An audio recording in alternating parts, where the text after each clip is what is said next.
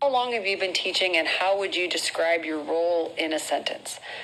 I have been teaching 7 years as the campus pastor at Christian Faith School.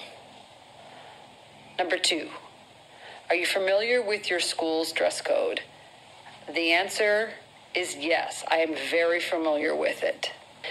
3, are the dress code and discipline policy communicated clearly to the staff, students, and parents? It is communicated clearly. However, there are many parts of it that you think are communicated clearly, and then as you walk out that policy, realize that it's actually not clear. For instance, or you can't wear yoga pants, but if it has a pocket, you can still wear it. But you can find yoga pants with pockets. And it's like as you walk it out, it's not clear at all.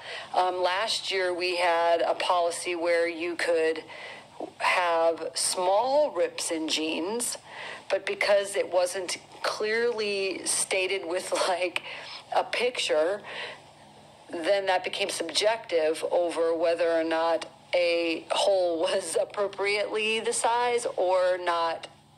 It just was, it actually got pretty ridiculous. Is it communicated to the students? We did several follow-up meetings to kind of address some of the things, like the off-shoulder shirts. We didn't say you couldn't wear off-shoulder shirts. So then when someone wore them, it was like, well, what am I actually, there's nothing in it that says you can't wear an off-shoulder shirt. And so then we had to then talk about that. So it just was, I think that unless you have a 14-page dress code with every single violation that you think of, I don't think that it's possible to communicate as clearly as it could be. 4, I'm going to do this again. Have you ever seen the dress code enforced unfairly? Yes. Do you see a difference in the difference between male and female students? Yes, I've seen it unfairly. I think that it can be unfair because not all staff will enforce the dress code equally. So like you're going to have staff that are very law-abiding and they're quick to pull people out and call them on every little thing. And then you're going to have other staff, aka me, who isn't, I don't care, and I don't even see it because I just don't care. I mean, I should, but I don't. And so it's unfair that those students who have those law-abiding teachers more are going to get in trouble way more than the students that are in my class because I'm not going to be busting them because life is unfair.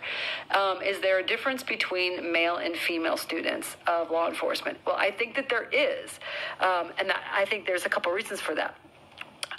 Number 1, it's going to be on your staff gender ratio, because if the boys are out of dress code for, say, their pants are too tight or they're wearing a pair of shorts and I can see their junk, I'm not going to call them out on that because it's uncomfortable and I'm going to need to find a male teacher to do that. But I usually don't care enough to go do it, but regardless. But the girls, there's a lot of things I would see and I have relationships, so I might call them out on certain things like, okay, I can see your bra here or whatever. And so if you've got a ton of women, they're going to notice the stuff with the girls more than they're going to notice the stuff with the boys. And the stuff that they do notice, they're not going to say as much, or because they're going to want to avoid that because that's awkward. Have I ever had to that I don't agree with? Yep. Actually, I mean, I normally don't enforce it at all, but I have the whole holes in jeans thing I thought was so stupid. And so I didn't care. What rules do you see are unfair?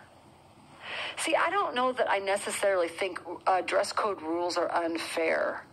I don't think that they are. I think that is life. You go into the workforce, and in many places there are dress codes, and it's part of life. You're going to wear that. And I don't think it's fair or unfair.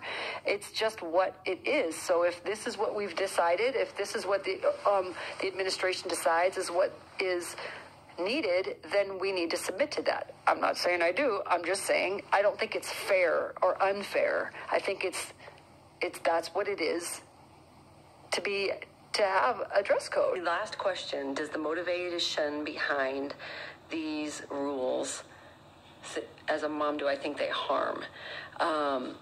Well, that's assuming that I think that there's an evil motivation behind them, or motivation to keep women down, or that I don't believe that. I don't think that that's the motivation behind it. I don't. And I feel like even if it were, it would not be harmful to my children, because I'm raising women who are not victims of such a small thing, relatively. So I'm not, like, for me, if that vocabulary happens, oh, well, this is about body shaming or whatever, and I'm like, no, it actually isn't, because you're not a victim. And